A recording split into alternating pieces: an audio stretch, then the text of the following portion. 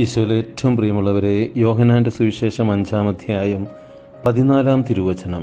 പിന്നീട് യേശു ദേവാലയത്തിൽ വച്ച് അവനെ കണ്ടപ്പോൾ പറഞ്ഞു, ഇതാ നീ സൗഖ്യം പ്രാപിച്ചിരിക്കുന്നു. കൂടുതൽ മോശമായതൊന്നും സംഭവിക്കാതിരിക്കുവാൻ മേലിൽ പാപം ചെയ്യരുത്.